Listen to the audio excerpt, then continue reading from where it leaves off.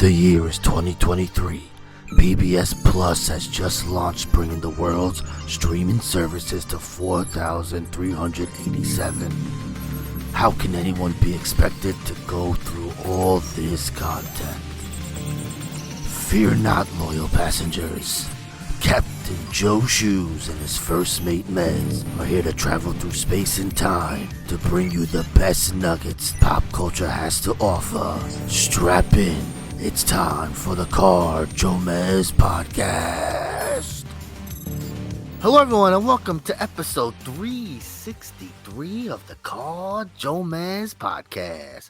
I'm Mez and my co-host as always is... the Sultan of sellouts, the nobleman of not in stock, the magistrate of Caravan City. I am Captain Joe Shoes from the JoeMeZ podcast. Yeah, you are, buddy. What is going on? Gomez, last week on this program, you and I had a very brief conversation. Maybe you remember it, maybe you don't, but I kind of just slipped in there that I had an action figure come out. Oh, that's right. Yeah, okay. I remember something like that. Yeah. People may remember slightly. Yeah. I may have slipped it in. Yeah. Obviously, as the herald of humility, it's not like I was bragging about it for an hour and a half. Never. Well, Gomez, a week has passed. And it didn't even take a full week. It took a couple of days, and I am sold out, baby. Unbelievable. NWO sold out. No more Captain Joe Shoes in stock. I love it. I love it. I hate it. I love it because, of course, my man sold all his toys, but sadly, I didn't get to buy my extra one for the tub. I didn't get my extra toys. How are you supposed to put a tiny little man in your butt? I guess I just only got one, and he's going everywhere. You're going to have to hit the eBay. Oh, boy, I'm nervous. Secondary market prices. Oh, I haven't been eBaying a lot recently. I used to be the hot eBay boy. Ooh, love me some eBay, but it gets crazy on eBay. Once you start going down. Oh, you might also be interested in this item. You know what I am? I'm very interested. That was me the first time I went to Wawa and made a sandwich. I'm not kidding. It's like, would you like extra cheese? Why, yes, I would. Would you like to add bacon? Absolutely. Would you like extra meat? Sure. All of a sudden, I had a $40 sandwich. How did this happen? It's just a touch screen. It's so easy to just keep pushing the buttons. It does do that. There's a lot of, you sure? I just want to just order this one sandwich. It's like 7 extra buttons, bro. Would you like to add a side? Would you like to add a soup? Well, these things sound good. They got mac and cheese now. It's like mac and cheese. Oh, boy. Oh, I love it. It's good. But it took, 3-4 days, Gomez. It was quick. And I am sold out. And now there are people who are a touch angry that they weren't able to get their Captain Joe Shoes Major Bendies figure because they thought it was an open pre-order, despite me shouting from the rooftops that this was limited quantities. Boy, I don't know. We said it 400 times, bro. Be dialing. We told you, get to those phone lines. I said, when they're gone, they're gone. MajorPodMerch.com, and now they're gone. Oh, that's very awesome. Love to hear it. What a legend. You belong in that Legends collection, bro. You know what's great? It's just, when I watched AEW this weekend, just seeing Adam Page and knowing I sell better than him. Oh, boy, Adam Page. Yeah, did you watch some AEW this week, Joe? No, but that's some captain shit right there. How could you miss the biggest wrestling event of all time, Joe? It was on in like the middle of the day. Yes, and I was just it was 1 o'clock. I'm not programmed to watch wrestling like it's an afternoon baseball game. I forgot 7 times. I thought it was Saturday. I was like, wait, is it on now? Is it on now? bro, I love afternoon because, you know, who don't want to just chill in the afternoon, not be tired? But it's, you know, it's nerve-wracking because a lot of stuff goes on in the afternoon, you know? 8 Like o'clock at lunch. night, I'm just chilling, right? I'm not doing nothing. It's the end of the day. I'm sitting on the couch. I'm not getting up.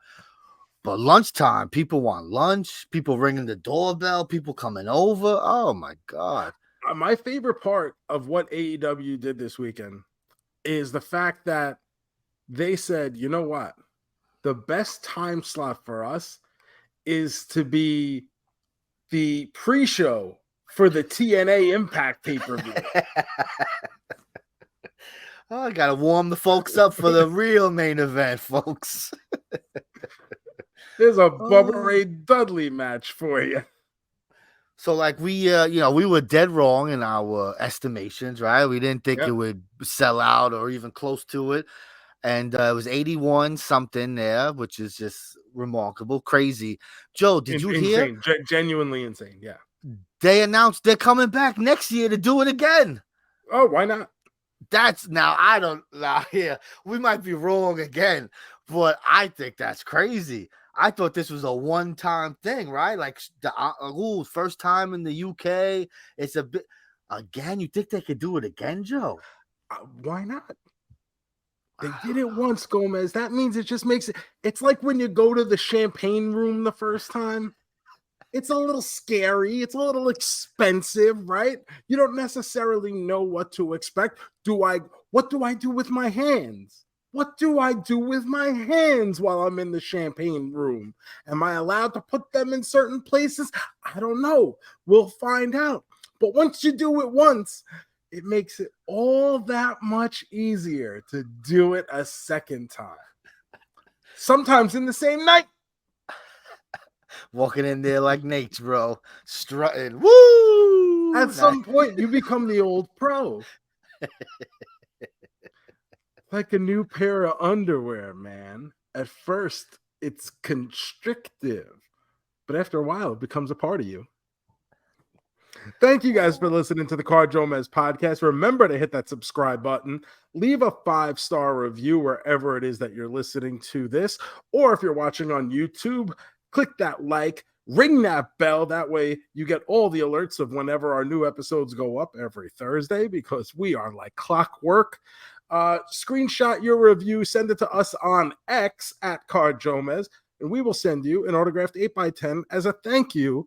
And Gomez, let's talk a little bit more about AEW. Obviously, very successful, right? Big show. Yeah, great. 81,000 and change. But the bigger story. It happened again. They do a big thing, and the only thing someone wants to talk about is a little pre-show fighting. Now, I gotta say this. I've never met CM Punk. Like, maybe I have at like an indie show 20-something years ago, but like, I don't know CM Punk. I don't know Jack Perry. I don't know Tony Khan. But this is at the point now where, in my opinion, if all these guys hate Punk, you sit there and say, why wouldn't someone just walk up to him, smack him in the fucking mouth, and tell him to grow the fuck up? But every time these people do, Punk beats that. Punk, we have seen firsthand, is the worst fighter to have ever existed.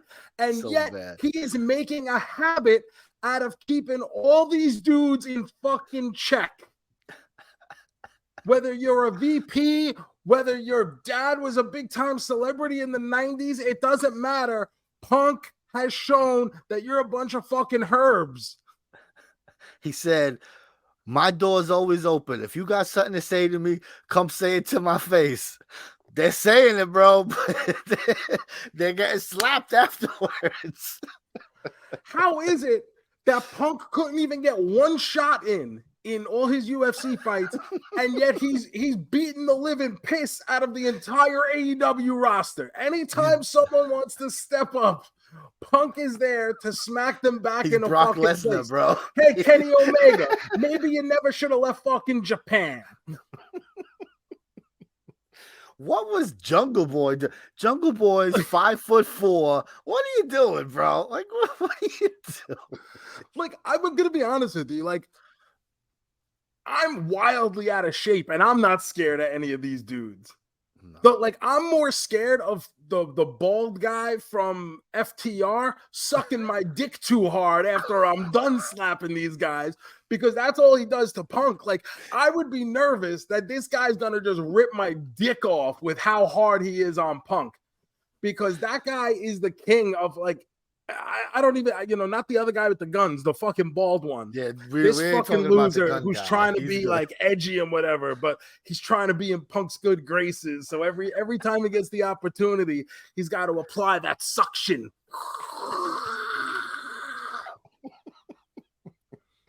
Oh, mustache guy. I love it. Oh, that's his name. We don't know his name. Bald FTR. Bald and gun. That's how you know them now. Oh, wrestling's fun. Isn't wrestling fun? So now Punk is suspended, right? Apparently the rumor is suspension for both of them while they investigate the situation. So if you're Tony Khan and you just ran the biggest wrestling show of all time, and all people are talking about is what a fucking cuck you are, because these guys are walking all over with no fucking respect for you, no fucking respect for this company, no fucking respect for anything that you are giving them, the money that you're putting in their pockets, the food you're putting on their table, getting paid very fucking well.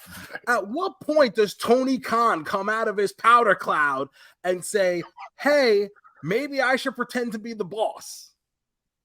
Bro, that's how the show started. Jack Perry was in the last match of the pre-show, and Punk opened the show. So this is how the fucking show started. Tony Khan sitting there all excited. Here we go, folks. And the first thing he sees is Punk choking out fucking Jungle Boy. Could you imagine? Unfucking believable. Oh my goodness. The pay-per-view was fun for the real, wrestling fans who watched it. I think we all enjoyed the show. It was a fun show. Your boy MJF killing it in the main event, doing his thing. It's good to see. I saw pictures of it. I didn't see any videos. I didn't watch the show, obviously, but I saw pictures, and I said, now I understand that it's not difficult to look good next to Adam Cole. How he's considered a main eventer for trying so little and caring so little about his appearance. So I get it. Like, it's not hard to look good. But MJF looked fucking great. Nah, man. He's been putting in that work. Like I said, since he won that belt, boy. He looks thick. He looks cut. He looks like a fucking star. You know who doesn't? The guy who was standing next to him. Oh, goodness. Yes, it was a good show. They'll be back next year. And I can't wait to see, because there's a pay-per-view this weekend. By the time you listen to this, there's a pay-per-view in days. I don't know why this is a good thing to do to your company, but he's going to do it again next year. Same thing. It's going to be a week apart. I can't wait to see who causes a fucking Pier 6 brawl backstage in this one. Maybe Punk can fight. Let's see. No, Danhausen, he bought off already with the comic book. We got Bald FTR on that side. I don't know. Fucking Tony Nese. We get Tony Nese versus Punk at some point. Tony Nese. What's the other guy? Fucking Agongo. There's an Agongo guy. Agongo. Who is this? One of these other fucking amateur wrestlers that no one gives a shit about. A go-go, whatever. Oh, that guy. Oh, that's the guy that Cody with the racism. That's the guy. Oh, thank God. We cleared that one up. I haven't seen. He hasn't been back since then. Cody cured racism, and that guy was like, "Oh, I guess I'm out of a job now." Well, that's my mama. Oh goodness!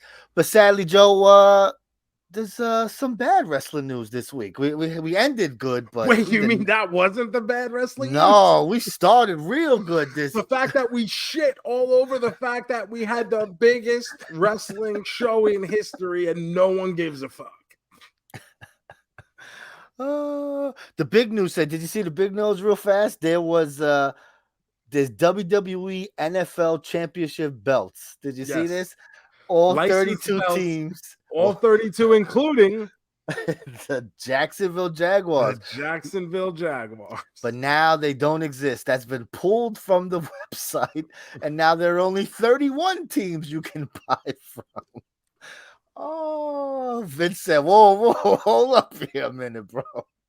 Who approved this? How did they not, like, from the jump? Like, come on. It looks so stupid. I mean, the afterwards. big joke last year and the year before was if the Jaguars actually won the Super Bowl, would Triple H send them a championship belt for their parade?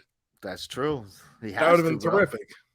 You got to. That's what you do. Well, Triple H can't do anything anymore. He's out of a job. Oh, that merge is coming up soon. I think we're a couple of weeks away from that. I wonder what's going to happen. They say the talent is safe. They're not going to be making any cuts. We shall see. I would believe that. You think so? Because, these people, they come in and they got to start trimming right away. We spent $12 million. We gotta cut this payroll down. With the amount of programming that they have to produce on a weekly basis and then build up to your PLEs, especially with doing 2 nights of WrestleMania, you got to have people to wrestle. I agree. It's not like AEW where you go months without seeing people. It's too much. It's insane.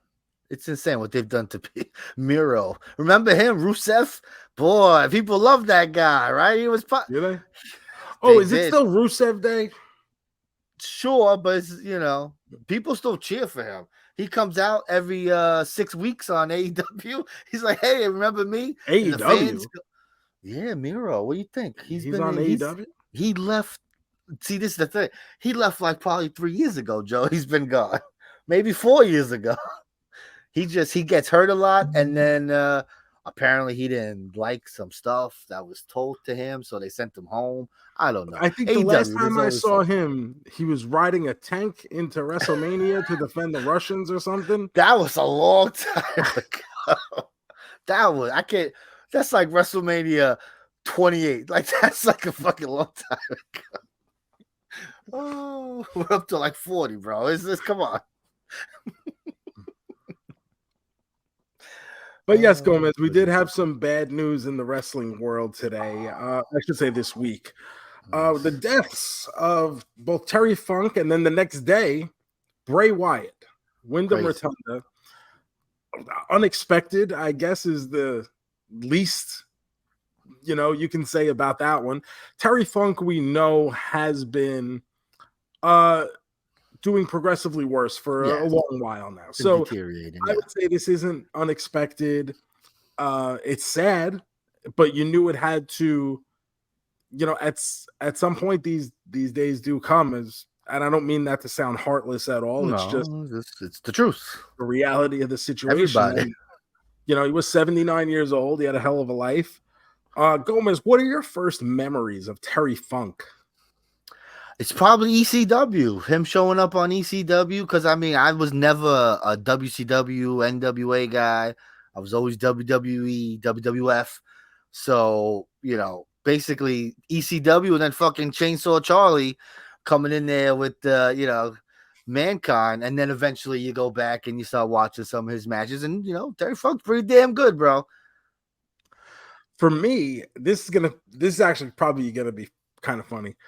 For Christmas, 1987 maybe, or 88. I get a bunch of WWF LJN figures for Christmas one year.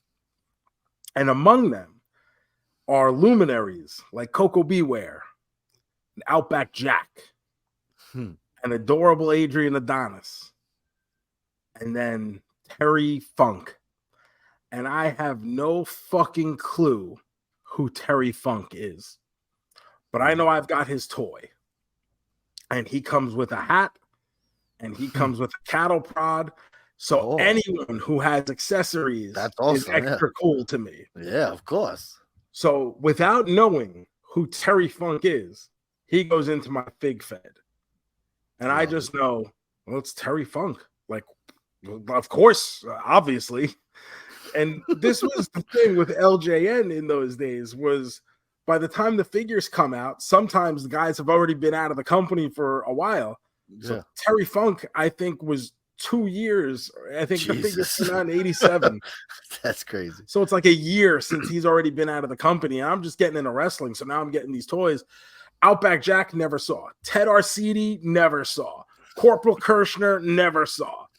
But I had their figures, and probably at one point they were all champions in my fig fed. I believe it. Of course. So Terry Funk, I never even saw a match probably until ECW. It's at that point in the late 90s where I start discovering. I get back into wrestling pretty hard. I go back and start watching everything. There was just no such thing as enough wrestling for me. And once I get into the business, you find out in what high regard Terry Funk is held and how people think of him. And he's just so incredible at what he does. And seeing it, I don't necessarily know how fans feel. I know there are a lot of fans who are big Terry Funk fans, but he almost feels like the underappreciated guy. He's like, sure. Conrad said it on the podcast this week. He's like, he's your favorite wrestler's favorite wrestler. And that seems more apropos to me. I got to kind of work with Terry Funk once in really?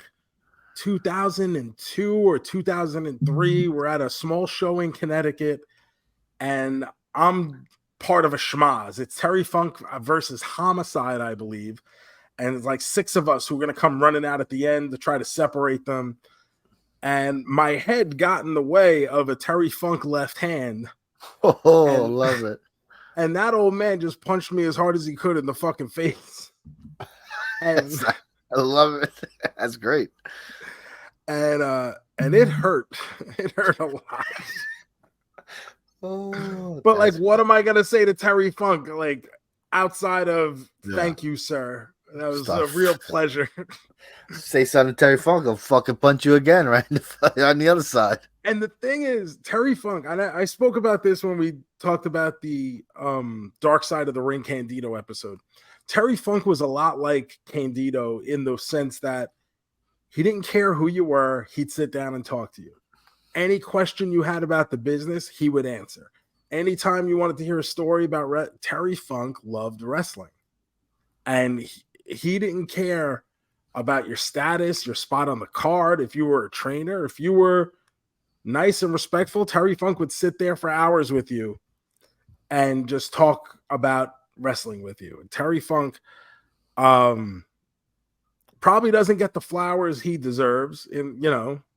But at the same time, when you say to properly rate someone, I always say the Mount Rushmore of professional wrestling post cable TV.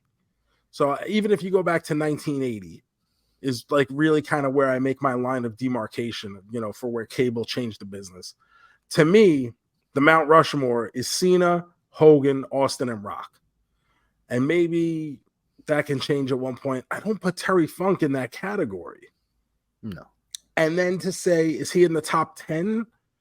Well, there's Shawn, there's Brett, there's Brock, there's Jericho, there's Undertaker, there's Macho Man, there's all these guys.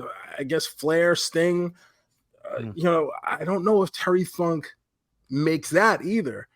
Does he go in the top 20? I mean, if you go on his contributions to wrestling, then yeah, but he's like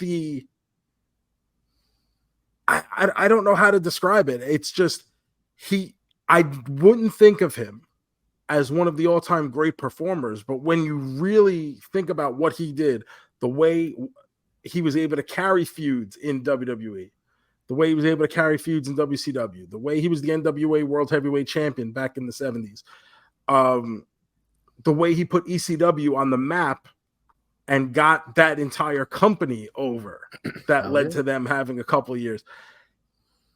The contributions are there, right? Like, what more do you want the guy to do? Main event, it's a Saturday night's main event with Hogan when Hogan was at peak Hogan, That's pretty, Not many people have done that. So it's, what else do you want out of the guy? I don't have the answer to it. This is one of those situations where it's, I know why I think this way. It's the era. It's just he's from the era before. So it's just it's hard to. He never had the sustained money-making draw on top on TV Yeah. You know, Terry, most of what Terry did was not on TV. You know, WCW in the late 80s, he had the big feud with Flair, but like all the territory stuff. Yeah. It's local TV stuff, you know. Yeah. He was killing it down south, killing it. But, you know, times have changed, bro. So I get it. Definitely. When people talk about him, exactly like you say, everyone loves him. Everyone praises him, praises his work. Like I said, you watch some of that old stuff. He's good. He's great. He's not all just, right? We all think of him the hardcore legend, but, you know, he does regular wrestling stuff pretty good too, bro. He's very entertaining. And like, we all know, like, Terry Funk was a legitimate, like, tough guy, whatever. Maybe not a shooter like Fez and a couple of those guys from even the generation before him. But, like, he was a tough guy. But, like, at the same time, he's one of the early guys from that era who was a sports entertainer on top of being just a wrestler. Like Harley Race was an entertainer to me. Yes. You watch Harley Race, they're probably very boring by today's standards, but Harley Race for the time and Terry Funk for the time were doing things and had mannerisms and stuff that made them very entertaining in the ring. 100%. I agree. Terry Funk, God bless. Love him. Yeah, R.I.P. Terry Funk. That's, like we said, at some point we knew it had to come, but it's still sad all the same. Sure. The other guy, that was very unexpected. Very crazy. I never met Bray Wyatt. Obviously, I have a lot of friends who are friends with him.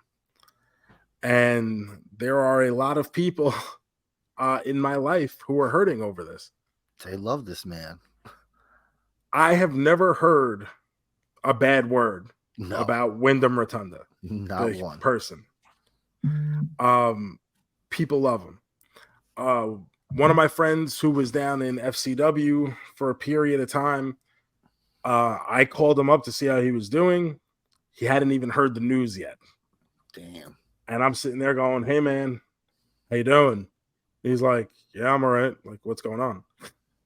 And I had to break the news to him, and that one hit him hard. And he's like, "Yo, that was the first guy that went out of his way to be my friend in Florida." When you see someone at 36 years old with 4 young kids, it doesn't make sense, right? And I'm someone who I've lost a lot of people. Like, I've lost friends before. I've lost people younger than 36, and it didn't make sense then. It doesn't make sense now. And you say, this is a relatively healthy guy, and it's just, this thing comes out of nowhere and fucking cuts him down when really he should just be hitting his stride in life. Hell yeah. And that is fucking awful, dude. And take out of the equation the entertainment aspect of it. Just as a human being, a 36-year-old, relatively healthy guy, same thing that happened to Brody Lee, right? He was, a 40-year-old guy, relatively healthy, just fucking catches something and it's over. And it puts everything into perspective. You know, I look at this and I'm going, I'm about to be 42 in a couple weeks. And like, how the fuck did I get so lucky? You know what I mean? Like, how did I get so lucky to get an extra 6 years that Rotunda didn't get? How did I get an extra fucking, 7 years that my friend Joe didn't get? How did I get an extra 10 years that my friend Mo didn't get? Like, what did I do right that these guys didn't? I don't have the answer to that. And it's scary, man. It's really fucking scary. And then you think about, just on top of that, the kids, like 4 young kids that may not even have memories of their father when they grow up. Yes, they're pretty young. So yeah, they don't have many, if they have some. It's rough. That's why I always say, bro, live your life. If you want to do something, go do it. Don't be waiting to do something. Do it, because shit happens. One day you're here, one day you're not, bro. And one thing I've seen a lot of is fans' reactions to the death of Bray Wyatt. and trying to put their own feelings into perspective. Like, why are they so broken up over losing someone that they don't know?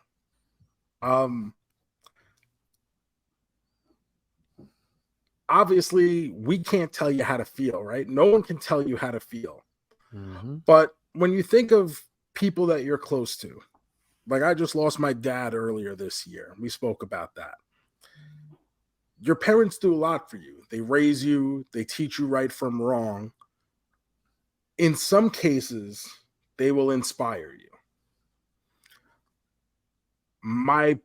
Both my parents inspired me to do certain things with my life, or inspired me in a way where I knew right from wrong, or what I should have goals for to attain as far as what they were able to do. Like, my father was very hardworking, and that's something I took with me, because as hard as he worked, I realized I never wanted to work that hard.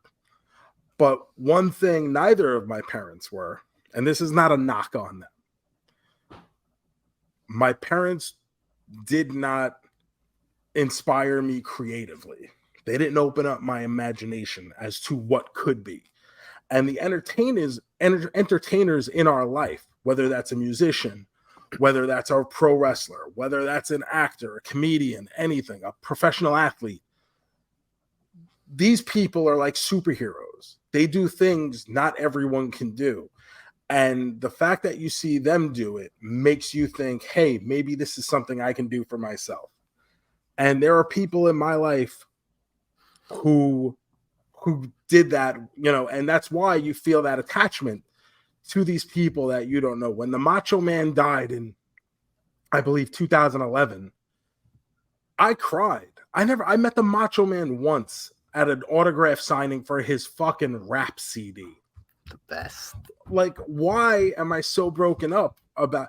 But the fact of the matter is he broke through me in a way where not only did he entertain me, he made me think of what could be, what I could be doing. He inspired me to have a thing in life to aspire to.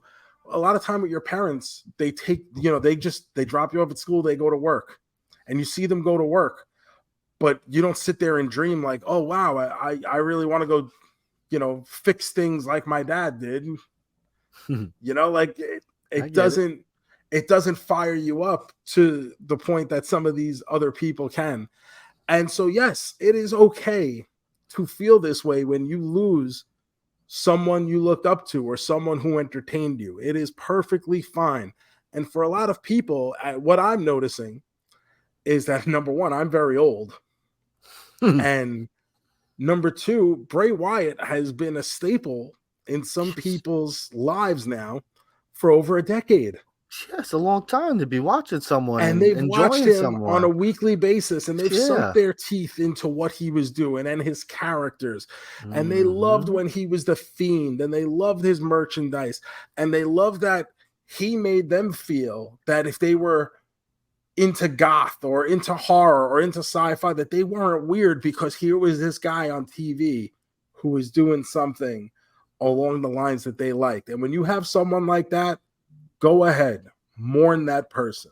That person was able to strike a chord in you that very few people will ever be able to do in the entirety of your life. Celebrate that person. So yes, if you are wondering why you care about someone you may have never met, do not worry about it. It is okay. Celebrate that person. Look at you. I love it. It was real sweet. That was real nice. I think people needed to hear that. I've seen so many people say that this week in all the social media that I'm on. People genuinely questioning if it's okay to feel that way. And yes, Virginia, there is a Santa Claus. Yes, it's okay. Remember, at the end of the day, no one can tell you how to feel. Nope. And we have great people in our lives. 99% of us, and I won't say everyone, because there are genuinely people out there who have very difficult lives from very early on, and it's terrible. But for a lot of us, we grow up having very good, decent human beings close to us. And it doesn't make them bad people, but the fact of the matter is they just don't inspire us. They don't open up our imaginations in the way that some of these other people do. And that's why those people mean so much to us. To this day, if I ever met the guy who was the voice of He-Man, like, I don't know what to tell you. I might cry. I believe it, 100%. And he didn't even, he was just a voice. He was just a voice. When John Irwin finally dies, I will be genuinely broken up about that. When Alan Oppenheimer finally dies, the voice of Skeletor, the voice of Man-at-Arms, the voice of Battle Cat, the voice of Primeval on Filmation Ghost, but Alan Oppenheimer's done so many voices. When he finally dies, he's already in his 80s. I will be upset about that. These people gave something to me that made me feel a certain way and made me think I could be something more. That's why we mourn the people we look up to. That's why we mourn the people who have inspired us. That's why these people who we've never met, they've still touched our lives. Love it. Preach. Sherman. It's a little sermon here with shoes. I love it. Yeah, it's like my man Sherman Hemsley from Amen, which was a show I watched with my I love Sherman Hemsley. You do. Oh. So not the best news. And JoeMeZ, to make matters even worse, we had another non-wrestling death this week. Arleen Sorkin, the actress who provided the original voice of Harley Quinn, passed away this week. Oh my goodness, I did see that. She was great. God, I loved her. That's just such a unique voice for that character. It's so good. That character introduced on Batman the Animated Series, correct? Yes. Written for that show, goes on to, as someone who wasn't a comic book guy, I come into this thinking Harley Quinn has just kind of always existed. But she's phenomenal, and this character catches on and now has transcended decades at this point. Yeah. Where we're getting movies. We've got that HBO show in like season 4 right now. This is not just a regular run-of-the-mill villain in the Batman universe anymore. This is a character who has become its own thing and has become very meaningful to a ton of people. And it's all in due to the work of Arleen Sorkin. In the same way I said it would crush me when Alan Oppenheimer finally passes away. For those of you who are fans of Batman the Animated Series, of the character of Harley Quinn, I would imagine you know what that feels like now. Oh, and Kevin Conroy died. When Batman died, that sucked, bro. That was my Batman. That was like, damn, that sucks because he's still around. So I still got to hear that voice, you know? Yeah. And now when I watch a Batman movie, it's going to be something different. It's like, oh, it sucks. Of course. So very sad week on a lot of fronts, JoeMeZ. I know we're going long, so we got to kind of run through some stuff. Rest in peace to those that we lost this week. But JoeMeZ, it's time to try to make people laugh a little bit. So why don't you hit some breaking news music? Oh, breaking news. All right, Joe. Hopefully you got some good news. I don't know what you got in store for us, but I'm hoping it's better than the past half an hour that we just talked about. Not a lot of news this week, JoeMeZ. I went kind of short because I knew we were going to get caught up on some things, but the news is out. October 15th, the return of Rick and Morty. It's the debut of season 7. That's right. It's the first one without the voice. Without Justin Roiland. Oh, and boy. now they have not said who the replacement is or are or will be. Just that, oh yeah, we'll have it figured out by then. I would hope so. I think they're just gonna get someone there's so many people who sound just like it. Sure that's what they're saying too. They're saying you only, really shouldn't even notice the difference. Well, did you see on his other show, that Solar Opposite show, right? He does a voice, and but they did a thing where something attacks his vocal cord, and now he talks like British now. It's like it's a total different sound and voice. This is how I always talked. What are you talking about? So hopefully it's not like that. So we're getting 10 new episodes of Rick and Morty, and I'm at the point now where I'm really wondering. We're obviously a long ways away from that point where Rick and Morty hit like the critical mass with the Szechuan sauce. I believe it was like season 3. Yeah, season 3, 4. But like where Rick and Morty was everywhere. And whenever the show comes back, it feels like there's less and less enthusiasm for it. Now, do you think that's because the time in between seasons? Yeah, I was just about to say. Or is it because the seasons themselves are so short that the show is basically over just as it began? Because when you and I grew up, we used to have the fall TV season, right? All the shows would come out in the fall, but a full season of TV was 22, 24, 26 episodes.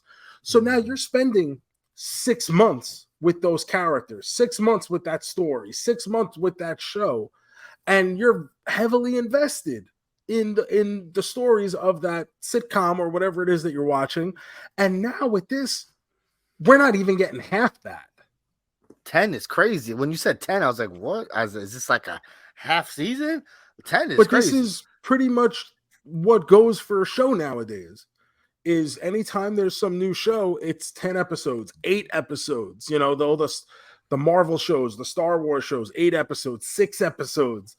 So by the time you're hooked, even remember we said with Secret Invasion that we watched.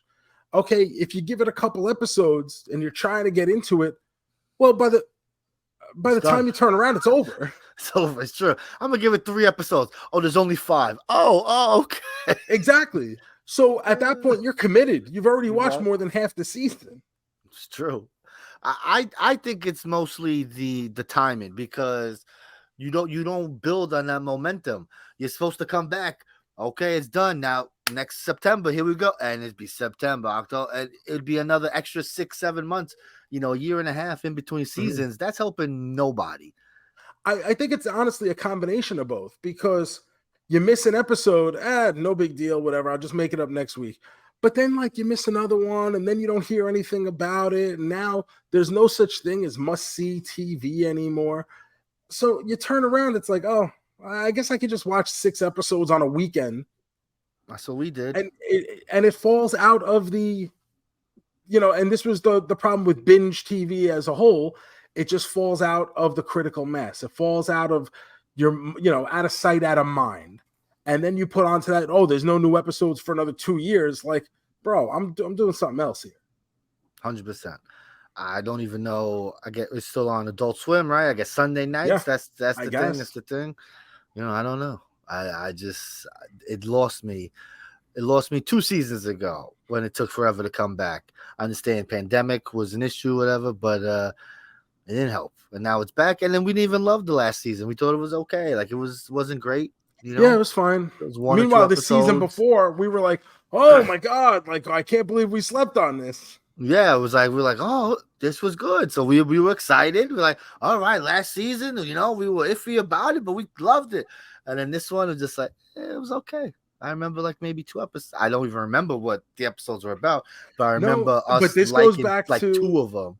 This goes back to the lack of episodes with the time elapsed on top. You forget even what is and what isn't. It's true, right? Because do I need to now watch the last season again to remember what's going on? That's a lot. I don't want to do that. Like that's... Oh, we're going to talk about that in a bit. So let's move on, because Chick-fil-A, JoeMeZ. How do you like Chick-fil-A? It's delicious. Yeah, it's fine. I'm probably underselling it there, but they're good. coming out with a new honey pimento chicken sandwich this week. Honey pimento. Interesting. I am interested because by the looks of it, Chick-fil-A does something with this sandwich that they've never done before. And that's actually put fucking sauce on it when they serve it to you and not expect you to do it your damn self. Well, yes, the Chick-fil-A is just is a dry chicken sandwich. They don't do they put mayo on the bun? I don't even know because I usually No. douse it in. Wow. You got to put your own dressings on it, which is why I said it can never be the number one chicken sandwich. I don't work there. I'm not the professional. Serve it to me the way you expect it to be eaten. Yes, you say, this is peak Chick-fil-A-ver. Did I say that? Did you just do that? I say that. I just did that. Oh, I'm gonna have to edit that out because I don't want someone stealing it from us. I know. I better call Dawkins and get that signed up.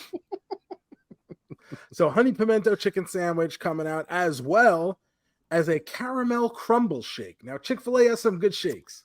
I like I enjoy their cookies and cream. I mean, they're fucking shakes at the end of the day, but they're very tasty is what I'm getting. Sure. So caramel crumble shake.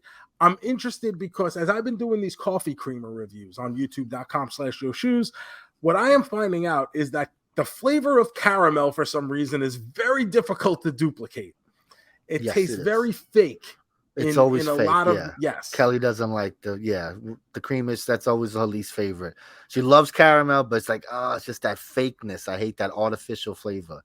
It comes off very chalky sometimes, very processed. So now I'm interested to see how Chick-fil-A handles that. So I think I will be going to check that out. And then JoeMeZ, last one for the news. Ooh. My good friends, I don't know if I would classify them as your friends. My good friends over at White Castle. They're acquaintances. 2 new items this week. One for breakfast. We got French toast sliders. Oh, shit. That sounds good. Sounds so good. We have one White Castle in Florida still. It's a drive, but I may have to make it for this. But also have a lunch and dinner item, a new side. Ooh, what we got there? Cheddar cheese rings. What? So we all know the White Castle chicken rings. Yeah, the dynamite. Best. Absolutely great. These are fried cheddar cheese in ring shapes. To go with their mozzarella sticks. Woo! We're having a great White day. Castle, and we've said this before, both JoeMeZ and I, White Castle mozzarella sticks are fucking incredible. They're good. So good. So now I'm hyped about their cheddar cheese rings. I do. I went recently to White Castle because they had this caramel parfait I had to try, and it was good. Ooh, you did try it. I did try it. I got some buffalo chicken rings. Those were good too. I don't know if that's new. I don't know, but that was good. White Castle, it's close by, but it's not close by, So it's one of those things where I'm always like driving by and I go, oh man, White Castle, I could have went for some. But I'm like, I'm already driving past it. I'm not turning around. It's on the opposite side of the road. It's a pain in the ass to get to, So, I do like White Castle. I don't frequent. You don't love it to the extent that some others of us do. Oh no, I mean I'm getting a crave case for myself, sitting down to play some Rock Band or some Madden or something. Not like that. I feel seen. Nothing wrong with that. So that's it for the news. And like I said, we're going a little long. So I have a couple things I watched this week, JoeMeZ. I'll go over them quick. Tell me. First is this show on Max called Telemarketers. Oh, this fucking show.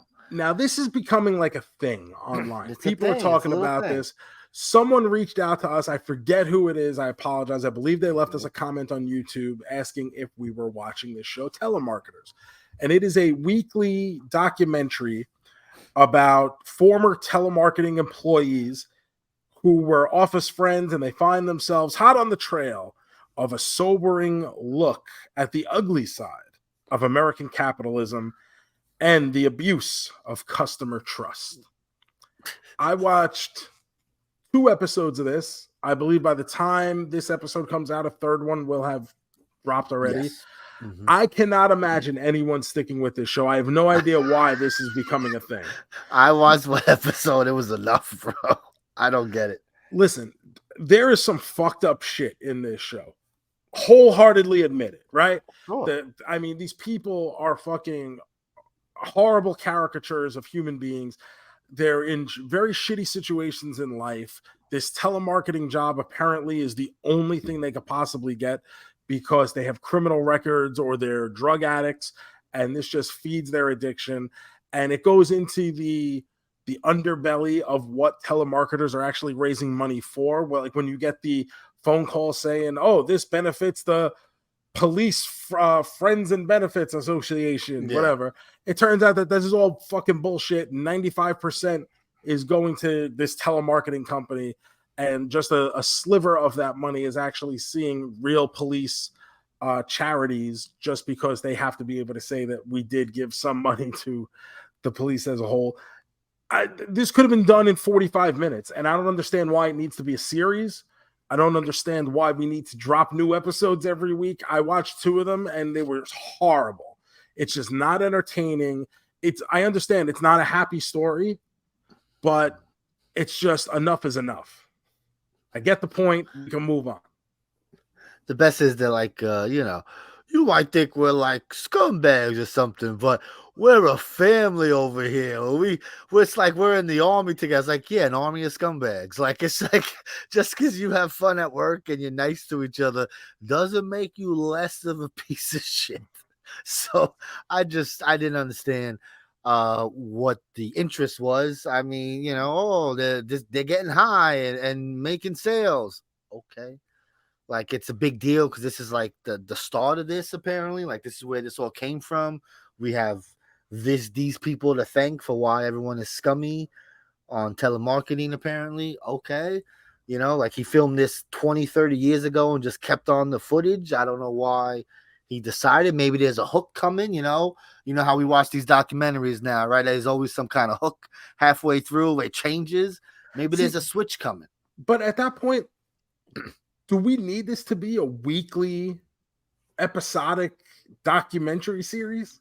I don't even know how many episodes. I mean, maybe this is the last episode, but I don't know. All I know is one dropped this week. I was like, I can't believe this is like a thing that comes out every week. I don't know. I figured it was 2 parts, and I'm like, I thought I watched both parts, and it was over, and I'm like, oh my god, I can't believe I sat through this. And then JoeMeZ is like, oh no, there's another episode coming out this week. I'm like, whoa, about what? I'm looking at the Wikipedia. I think maybe 3 episodes is all it is. So it's a 3-part. So you got to watch it. You're committed now, bro. You got to see how it ends. I'm not going to watch this. But thankfully, because I was on Max, I did catch up with the last 2 episodes of My Adventures with Superman, which I'm still enjoying very much. Ooh, so I heard, I haven't watched, I heard it kind of takes a turn. It does like kind of something happens and it gets a little crazy, right? We get a little bit of multiverse stuff, which we get in everything now. So it doesn't even like, feel my goodness, like that's like I didn't expect that in a Superman. When I heard that, I was like, oh, we're doing multiverse and Superman. Yeah, okay, yeah, whatever. Jesus, my goodness. You got anything else, JoeMeZ? So I watched a couple things here. Let me see. I'm gonna start it off with a new movie I watched. I went on Hulu, and to my surprise, there was a new John Cena movie, Joe. Vacation Friends 2. They made a sequel to this movie. I saw this come up because I opened Hulu the other day, and I hovered over it. I watched the first one.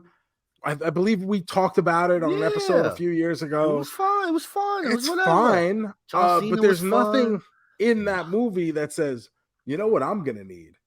A fucking part 2.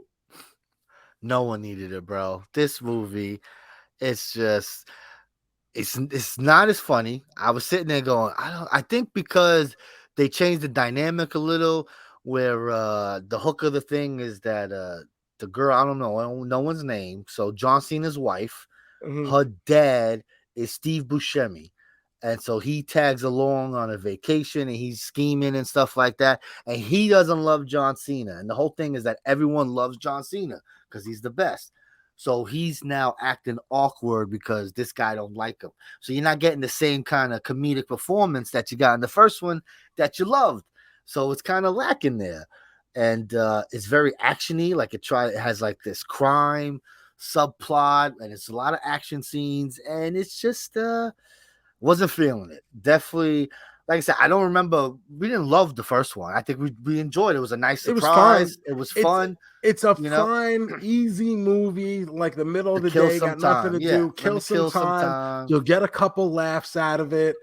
But I mean, as soon as it was over, it's not the kind of movie that I'm ever going to be going, oh, I can't wait to watch this again.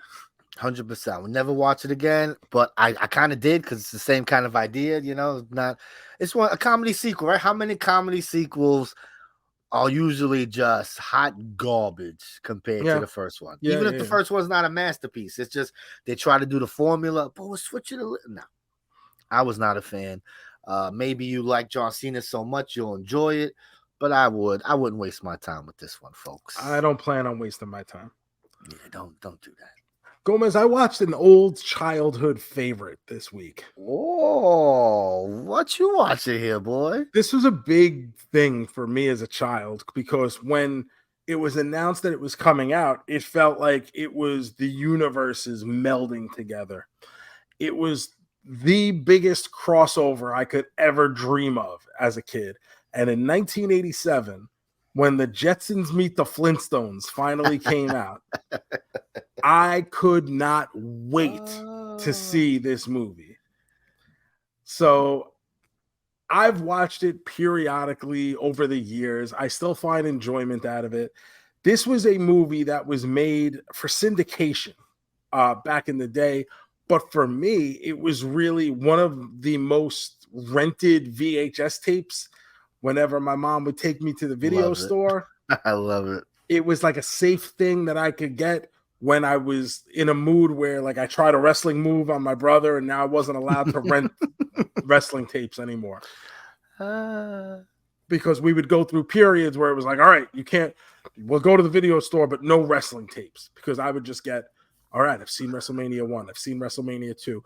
Oh, they've got Wrestling's Most Unusual Matches on Coliseum Home Video. Yes, like, Coliseum Video. Got to see what they got. And it'll be like, oh, you can't get that. You know what you're getting? The Jetsons Meet the Flintstones again. And you'll like it. I love it. So Elroy Jetson invents a time machine, and the Jetsons go back in time to the prehistoric era where they encounter the Flintstones, who eventually get flip-flopped into the future, and they end up living the Jetsons' life. So we get two fish out of water stories with two of our favorite animated families in different spots. And it is just good, wholesome, old-fashioned, put me in the 80s and let me die there, because that's where I want to be. Love it. I haven't thought of that movie in forever, but I do remember it was a big deal back in the day when they met. I remember that. That's so funny. So I have it on DVD. It's probably, how difficult can this be to find? I'm sure if you look, it's probably on YouTube or something for like $3 or $4. I don't know. I don't think kids today would enjoy it. It's just one of those things that the Jetsons, the Flintstones, products of their time. Yes, they're legendary. Yes, Hanna-Barbera did some great stuff, but I just don't think that kids have that kind of attention span for this type of animation or that type of show anymore. So I don't know whether the Jetsons or the Flintstones really appeals to children anymore. I don't think any of those. I don't think anything we watched as a kid has any appeal to any kids nowadays. Not at all. Like Pokemon in the late 90s is like pushing it for like kids. You know what I mean? Like that's that's the least of it. SpongeBob, early 2000s, like that's as far as kids are going. I feel they definitely ain't watching. Like even with Disney movies, do you find it hard to push older Disney movies on your kid now? 100%. She is not quick to watch like Beauty and the Beast and Little Mermaid. Like it took some convincing to get her to be like, no, this is one of mommy's favorite. Oh, grandma loves this, like had to like play it up. But Moana, hell yeah, we're going to the movies, we're watching it 400 times, all that stupid shit. So it's like when you put like the pill capsule in like a slice of ham to feed to the dog. Yes, you have to hide it. You got to try to butter them up. Like, come on. No, you like this one. This is the same old stuff.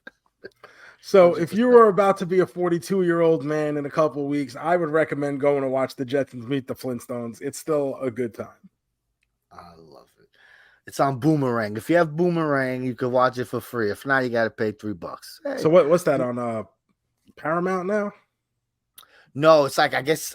Well, I looked at the website. It's just like there's a Boomerang sub channel on Amazon Prime and maybe a standalone thing. I would think it would be on Max, right? Because the Boomerang is called to. I don't know.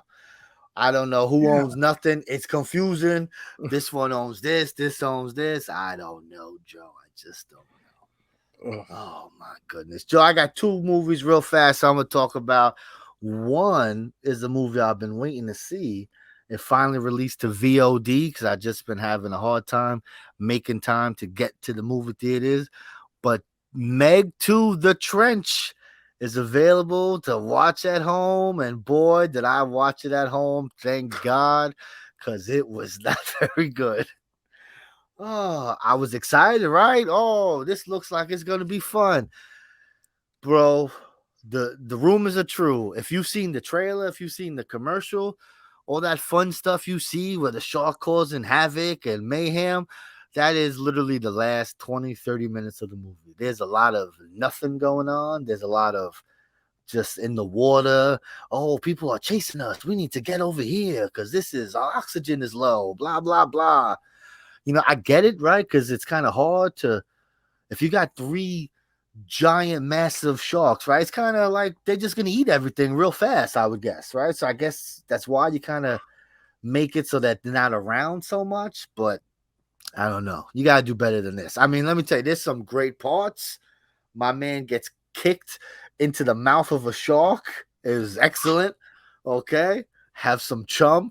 Excellent, bro. Excellent. But the rest, just it's lacking. Like I can't sit there. It's almost 2 hours. It's an hour 57. So for like an hour 20, like you're like, all right, you know, I guess it's okay. Like, you know, and it is fun, but is it fun enough to sit there? I don't know. I don't think so. At least at home, maybe you fast forward a little bit. You know, oh, this looks a little boring. It is talking on the bottom of the sea. You ain't missing much. The story, like, come on, what are we doing? We don't need to pay attention to the story here. Fast forward, get to the end. Have some fun. But Meg 2, The Trench, disappointing, Joe. Disappointed. What's going on? Horror Can this you year. really be disappointed if you knew it was going to be bad going in? I had hopes because, like, the first one was disappointing, and then it seemed like they righted the ship, right? That they got the message, like, oh, they didn't like this because it was, you know, it wasn't good. It wasn't silly enough. Let's turn up the silly. No, we didn't turn up the silly. That's a joke. We turned it up for the commercial to get you in there. False advertising. This is why we don't watch commercials, Joe. You see this? Fucking bastards. What else disappointed you this week, Gomez? No, the last thing did not disappoint me. So I mentioned, right, I read that emo book and talked a lot about Fall Out Boy, my favorite band there. Love them. So I was doing some Fall Out Boy looking online and stuff. I discovered that their masterpiece album, Save Rock and Roll, fantastic, wonderful album. They made us video for every single song on that album. And when you play them in a certain order, it's not the order of the tracks. It's all mixed up for some reason. If you play them in a certain order, it plays a movie. It's about 55 minutes long, and it's like a horror movie. It's a little Fall Out Boy horror movie. They get kidnapped and brainwashed, and it ends with a pretty gory, bloody climax. It's pretty crazy. And it was pretty awesome because I got to listen to awesome Fall Out Boy songs and some interesting horror visuals. It was very good. If you're a horror fan, I would definitely check it out. It's called the Youngblood Chronicles. You could punch it into the YouTube, and the official Fall Out Boy account will come up with the playlist that plays it in order. So you can watch it all the way through. That's very nice of them. It's very nice of them. You know, it's 10 years old. This is an old album at this point. They've got like 4 albums since then. Like, it's crazy. But it's great. And it was fun to find.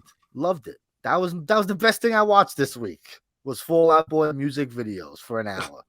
Good times. Well, I'll tell you what people didn't watch this week, Gomez, and that's movies. Because Gran Turismo came in number 1 at the box office. Oh, did it? Okay. By $200,000. Whoa, I love when that shit happens. It's just so crazy. over Barbie. Gran What? Turismo did 17.3 million. Barbie came in second at 17.1, putting its Damn, not even. domestic total up to 594.8 million. Damn, what happened with Blue Beetle, bro? I figured that'd be number 2. Dropped to number 3, just 12.7 million this week, That's giving not it terrible. a two-week total of 46. I mean, And that's would terrible. think, The 46 is terrible, but it didn't drop as bad. It hung around a little bit. I mean, that's not good. no, Oppenheimer it's- fourth, 9 million this week, getting it to $300 million for Oppenheimer. Who the fuck saw that coming? It's his highest grossing non-Batman movie of all time. Yeah, Never would have guessed that in a pretty million insane, years, bro. Never. So people weren't watching movies. That's because, like us, they were home watching 2 new episodes of the new Star Wars show on Disney Plus. JoeMeZ, this is the first 25% of Ahsoka. Yes, this episodes. I heard this is one of those things where the first 2 episodes set the stage and then we kind of get going. So that's why they dropped it at 2 at a time here. So before I watched either of these episodes, one of my group chats started going nuts with some Star Wars fans who was like, if you did not watch Rebels, you should not watch this show. And I'm pretty sure I watched Rebels. I remember it. I remember certain things about it. But then I go, I can't really remember how it finished. So I said, shoes, come on. This is an easy fix. Go on Disney Plus, see where you left off, if anywhere, right? That's using the old noodle That's not a bad idea. I have technology. And yeah, I did watch Rebels. Only 2 like episodes. 1.5 seasons of it. I was gonna say 2 episodes. So there's like 2.5 seasons that I didn't watch. And I'm going, well, one thing I'm not going to do this week is watch 4 seasons of Rebels to refresh my memory as to what's going on here. So I'm just going to hope I'm able to follow this story. And if I'm not able to follow this story, well, Dave Filoni needs to get a smack in the mouth from CM Punk, because how dare you? He's dishing them out. There's plenty to go around. Plenty to go around from CM Punk. How would you be able to put out a show that is completely dependent upon you watching a completely different show that's not even live action to come into this with? It's a big difference. So, what do we got from Ahsoka? We get, after the fall of the Galactic Empire, former Jedi Knight Ahsoka Tano investigates an emerging threat to a vulnerable galaxy. Okay, all right. Now, JoeMeZ, you've never watched Rebels. No, I have not watched Rebels. Not even 1 episode. Well, I think maybe 1 episode. So, were you able to understand what was going on here? For the most part, yeah. I think if I watched, I'd have some more context. But I think nothing is crazy that's going on here that is like, I'm so lost. I think it's pretty straightforward, right? They bring up Ezra. It don't matter. He's just someone we're looking for. Like, I don't need to know that he did this, and that. You know what I mean? So, like, I get it. So I'm okay.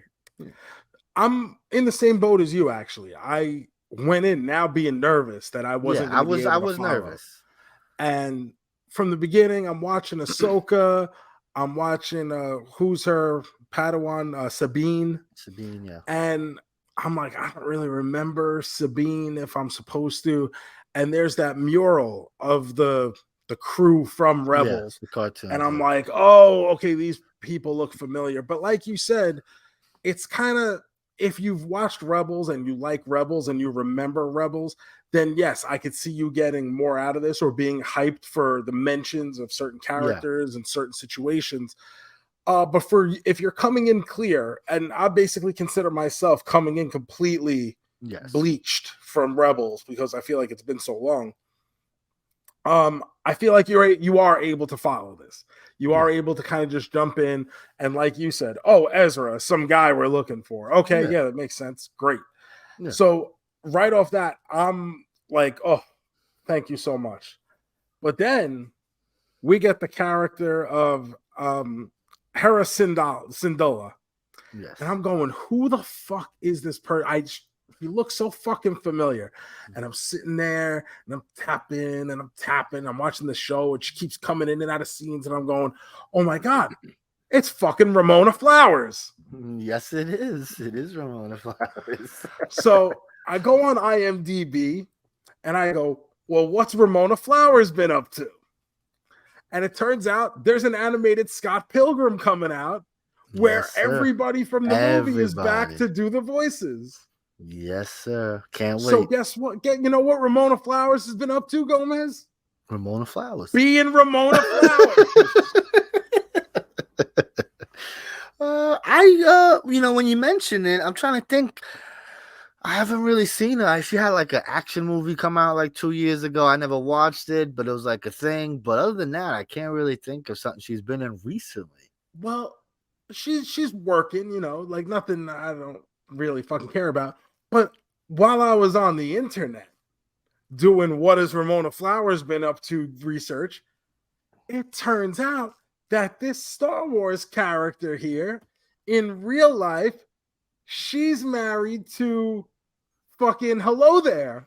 Yes, Ewan McGregor. Oh my God, they got to be like the biggest power couple in the fucking galaxy. Broke up a marriage for that there, bro. Oh, really? Yeah, they work together in something, and then all of a sudden, someone's getting a divorce from their wife, and all of a sudden they're together. Oh, a scandal in the galaxy, folks. Oh, man. We love the dirt. Oh, yes. That's good. I've always loved her. She's great. So I was excited to see her. I think she did something else and stuff. Like, was she in another thing? Like, is this her second time playing that character? Or maybe I just remember them casting her, maybe. And I was like, oh, that's cool. Okay. I get confused. But I didn't know any of this. I didn't know she was still Ramona Flowers. I didn't know she was married to Obi-Wan Kenobi. This is great information. The information you only get on the Car JoeMeZ podcast. God bless the internet. or the internet. You can also find it on the internet. It's a good place. They have stuff. Lots of stuff. Oh boy, do they have stuff, Joe. So we're following this episode. I gotta say, there are some shots in these two episodes that we watched where, to try to differentiate, I don't know if it's on purpose to differentiate it from the other Star Wars show, but we get like some really gorgeous looking, brightly colored set shots, long shots, some really cool settings. And it's just like, ooh, that's really nice. Like it kind of stops you in your tracks as you're watching some of this, and just they give you these really just picturesque views. And I'm like, oh, wow, some cool looking shit right here. It's like, imagine if we did a Star Wars show not on fucking Tatooine. Imagine how nice we could make things look if we explored the galaxy. I've seen people complaining a little bit about the CGI because of where they film in like this obvious box thing and whatever. But like, bro, I didn't notice the bad CGI in The Flash. So if you think I'm noticing bad CGI in a fucking Star Wars show, you've really come to the wrong person. Yeah, they have a name for it where they just film everything. I forget what it's called. Yeah, with the Marvel and the Star Wars, and people complain that's why things look so bad, because it's just they don't build nothing no more and stuff like that. But I feel that they did a good job. Like they said, like it's some different things. I thought the show did look good. I thought it was nice getting out there in the galaxy and exploring different parts of the thing. So far, I'm not complaining about no CGI. That's the least of my problems is the CGI. I feel like the first episode was really slow. It's very slow. That's my problems. The show is kind of boring. I'm kind of bored. I'm kind of bored, and like I said, I didn't finish Rebels. So when I think of Ahsoka, she's like this young ball of energy, you know, totally not the Ahsoka we love. And you know, now it's obviously an older version, a it's like wizened 15 version. years, I think, since like the time has passed. So I get been through a lot. She's been through shit, you know. Been through it. I get it. But like, I still picture Ahsoka from like Clone Wars Ahsoka, where she was Anakin's Padawan. So, like I said, I don't know what happens at the end of Rebels. I don't know where we leave her off, and I don't know what kind of shit has gone on in the years that have followed up Rebels between that and this.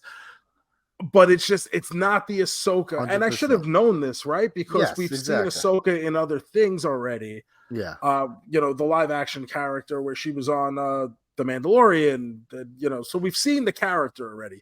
So I guess I should have saw this coming, but it's still like, oh, where's the Ahsoka I like? Especially, you know, Rosario Dawson could play that so well. She could play that bubbly personality. She could be perfect at it. But it's that she's doing very stoic, kind of, you know, like the Luke Skywalker kind of just it's just like, this is what every character is now. She like, what's the difference between her and the Mandalorian outside of what weapon they carry? None. And that's the problem. Everyone's very samey. Everyone's very quiet, reserved, laid back. We need some fireballs in there. We need some goodness. I agree. So yeah, those are my complaints. It is slow, but once again, this is only an 8-episode series. We've already finished 25% of it. Guess what? We're probably going to finish the other 75% of it. Did you like the action? There's some action in the show. I thought it was okay. Nothing great, but you know, it was okay. And that's where I am. And this is kind of going back to what I was saying last week about Blue Beetle. We've seen so much of this now that everything we see, it just is like, oh, and like if the guy writing the script is like, insert typical Star Wars action. And that's what you get. A couple droids, a couple lightsabers, a couple flippity doos, like you know, you fucking put Will Ospreay in a droid uniform and give him a blaster, and then, you know, and then you kind of get bored by it. So that's where I'm at with the fucking Ahsoka action here. Everything seems paint by numbers when it comes to these scenes. I'm nervous also with this. When you think we're gonna see Thrawn? Because I have a feeling there's 8 episodes. Like, this motherfucker gonna show up like episode 6. Like, finally he's here, and he's just gonna like do something to set stuff up. I have a feeling we ain't gonna get a lot of them. So, seeing as how the point of these first 2 episodes is we're only finding a map that shows where he could be. And now the map is missing, and now we got to go back to retrieve the map. I think episode 6 may even be putting it. Come on. That may even be an optimistic point of view. Bro, if he shows up in episode 8, I'm going to episode 8, like right before the credits, like all of a sudden he does like that Undertaker we sit found you. Like, he's here. I am intergalactic badass. That I won't be upset about. I'm not gonna lie. Thrawn starts rolling out, rolling. I fucking on a speed bike. Come on, bro. I fucking love it. I'm here for it. That I'll allow. Only this blue motherfucker with a bandana and a vest on. That's it. Oh, Booger Blue. That's it. I guess I liked it enough to keep watching. But yeah, not overly impressed so far. 100%. I'm gonna keep watching, but like I might miss a week and go, oh yeah, I watch back-to-back episode. Like, it's not like, oh, Tuesday night, Wednesday morning, I'm running to see it. You know, I exactly see it, I watch it. So that's a good thing that we have something else to watch for next week, then, isn't it, JoeMeZ? Yeah, I mean, I guess it is, because we can't rely on Ahsoka. I don't think we could do weekly Ahsoka. It's gonna be a lot of it's okay, you know, I don't know. It's gonna be a lot of that. So I think we're gonna have to maybe watch a movie or something. What do you think? I think that's a good idea. What you got in store for us? So, you know, we've been all over the place this year, watching this, watching that. Mm-hmm. I feel like maybe we might have missed some stuff that has come out early in the year, you know. Very possible. So I was thinking maybe we do like a 2023 catch up. We try to catch up I on some like of the it. stuff we might have missed, right? As opposed to trying to cram it in all at the end of the year. I mean, let's catch up now while things are Yes, kind of slow. exactly. Yeah, I like Especially it. we got some time to watch some stuff here. Right, 6 weeks of horrors, a couple weeks away. So let's catch up before we get pushed back. Because at the end of the year, we're gonna have so much shit to watch. We're not gonna be able to fit everything in. So yes, this is perfect. I feel. So Joe. how do we decide such a thing, Gomez? I mean, we could just pick something, but that's Okay. not fun. So I figured we take a bunch of movies we might want to watch and we throw them on a wheel. What do you son think? of a bitch. What do you think, huh? What do you think there? Doesn't that Fucking sound jerk off. fun? Yeah, the best. It's no fun if I go, hey, let's watch this. Come on. What fun is that? Ugh. Let's spin a wheel and see. Maybe we'll land on the one thing we don't want to watch. Jesus Christ. So we got like 5 weeks before 6 weeks of horror. So there's a couple things here on this wheel. Let's see what it lands on, Joe. I don't know. Yeah, I forget what I even put on here. Let's find out. Let's spin the wheel. What we gonna watch? Let's see here. Oh, look at this. Is a good first one to start us off here. Look at this. We're gonna check out, Joe, Dungeons and Dragons. I think it's called Honor Among Thieves, right? Yes. Yes. I believe this is on Paramount Plus. Let me double check. It's on Amazon Prime now. Look at this. So Paramount Plus, MGM Plus. I don't even know what the fuck that is. What the fuck is that? That's the thing. And Amazon Prime. So you can watch it for free on one of those services. I hear great things about this. I hear Chris Pine is fantastic and it's a lot of fun. That's what I hear. Well, I think this is a good movie to start with. Was one of the bigger, geekier releases of the year that we passed on at the time. Had some action figures come out around that time as well that we both passed on at the time. Really? They had toys? I didn't know they had toys. Really? They had a bunch of toys. Had a lot of quality control issues, let's say. Oh, really? Wow. They were falling apart once they got out of the box. Jesus Christ. That's crazy. But yeah, I think this is a good movie to start with. I've never been like a Dungeons and Dragons guy. It was always something other people did that I knew about, but I've never involved myself in any kind of play or campaign or anything like that. Never. I've never gone that deep. Magic the Gathering, Dungeons and Dragons. Like never got into that side of the fandom there. But probably the majority of my knowledge about Dungeons and Dragons comes from watching the episode of Community where they play it and going, wait a minute, is that really how you play Dungeons and Dragons? Watching Stranger Things, right? That's like oh yeah. It sounds awesome, right? You make up a story and you're rolling dice. It sounds like fun. I mean, maybe we'll play Dungeons and Dragons one day, Joe. Maybe that'll be an episode one week. We'll do our own campaign and people can follow along. Oh, if you roll a 10, you get to advance. Whatever bullshit. We'll bring on some of our celebrity friends. Can't wait. I love it. All right, Dungeon Dragons. I'm excited for this. Can you imagine me getting Hornswoggle on here to play Dungeons and Dragons? He probably loves it. He'd be like, I've been waiting for someone to ask me. Either that or he fucking send anthrax to my house. Oh man. All right. So I'm excited, Joe. I think it's a good way to start this off. Who knows what else we'll land on that we won't like, I'm sure. So I think we're gonna like this one. It's good. It's good. Well, I'll go in with an open mind. It's got Chris Pine. We love Chris Pine. We do like He's Chris the Pine. Best Chris. He did do that one good Star Trek movie. No, the third one's good too. Number 2 is hot garbage. The third one is good too. I don't know if you've seen that. What was the third one? Something Beyond? Star Trek Beyond? Some shit like that. Is that the one with like the zebra lady? I think so. Because part 2 is the one where Khan comes back as Benedict Cumberbatch. And then like they go to a planet black and with white the colors. woman. I think so. I think that sounds familiar. I think that one. Yeah, it's been a while. Fun. But the first one I thought was great. First one I thought Genuinely a was great. movie. Yeah, 100%. I did. I really enjoyed it.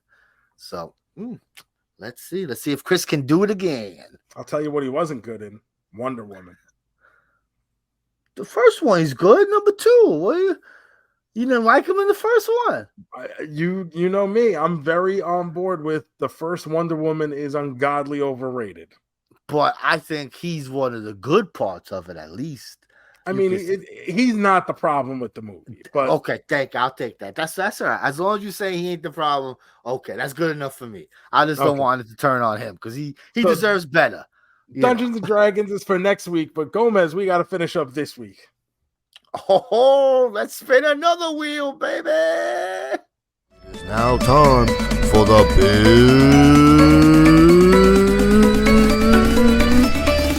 finish.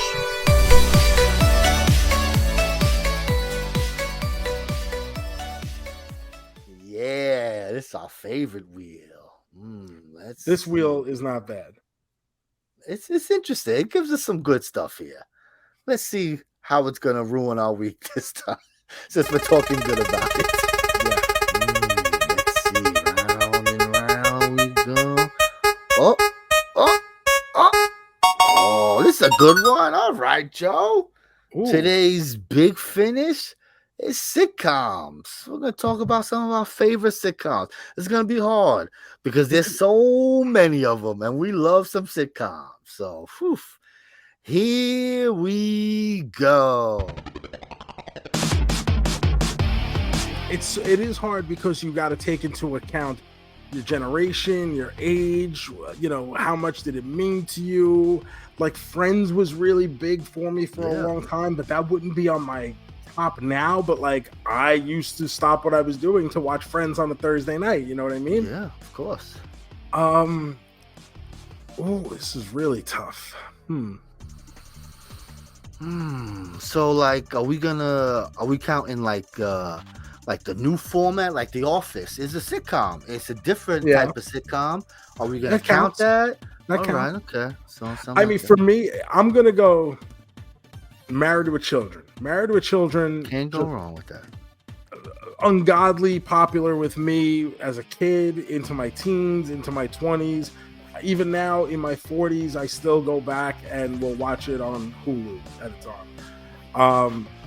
It's just one of those things. And I remember at the time saying like, oh, Married with Children, whatever is bad. But like, you can't do a show like All in the Family nowadays. And now you watch Married with Children like nowadays, and like, you're like, fuck, man, you would never get away with some of the shit they were doing. No shot. Just the way Al talks to Peggy or about Peggy, like, Jesus Christ. Bro, every 5 minutes, you'd be like, that won't happen, that won't happen, that won't happen. Yeah. Like, you just go down. And that lasted on primetime television for 10 seasons.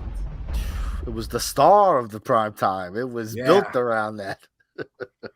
I'll go Cheers. I love me some Cheers. The best. What's funny, and Cheers was a massive show for a very long time. I've seen episodes, but I've never actually watched Cheers. There's a difference between just seeing a couple episodes and actually watching it. I've never watched Cheers, and I've had it on my list to like go back and watch from the beginning sometime, see what all the hullabaloo was about. And it's just because it's so many episodes, 200 episodes and shit. Like it's like such a big investment that it's like, every time I like hover over it, I'm like, you really want to do this? But yes, not something I've ever watched.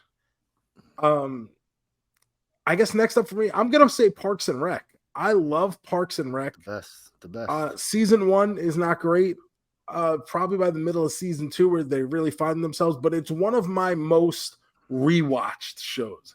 I can always go back and rewatch Parks and Rec and just pick a random episode from one of the seasons, put it on, and just be happy. Then I'm gonna go with Arrested Development. We don't talk about the Netflix ones. That doesn't exist. Those first 3 seasons on Fox were perfection. Doesn't get better than that, bro. It is stupendous. And you said Arrested Development. That was going to be my number 3.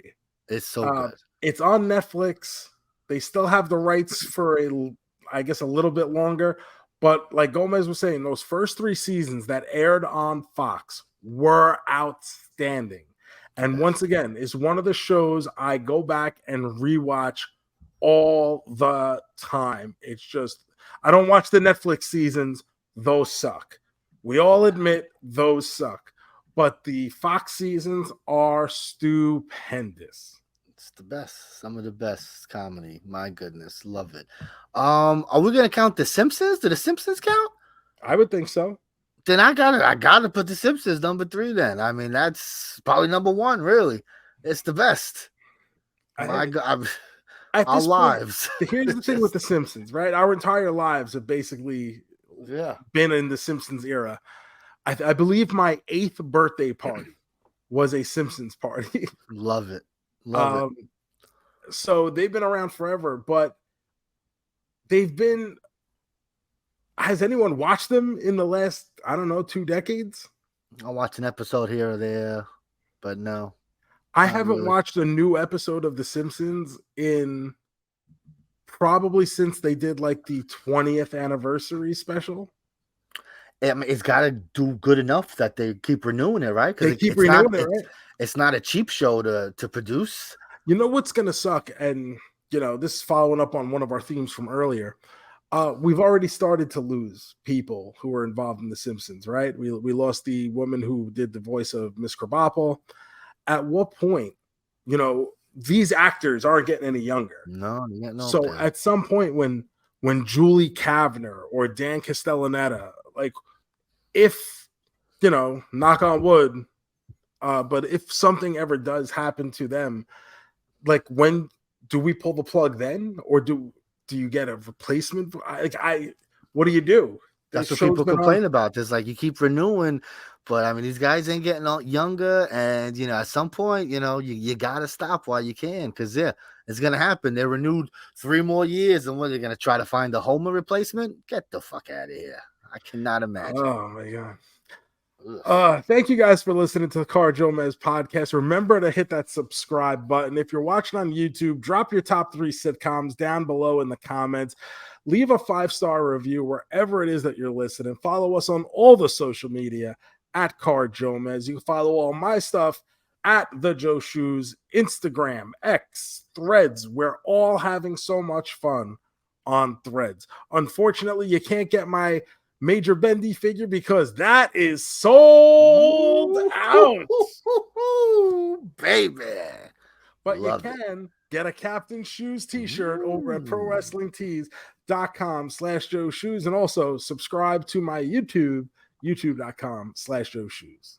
The Gomez 154, Instagram, X, and Blue Sky. I'm trying to use it. I'm whatever it's called. I'm blue skying it. I don't know what it's called, but I'm putting things out there. I'm trying to use it. Trying to remember I have it. And we'll be back next week. We are watching Dungeons and Dragons. What is it?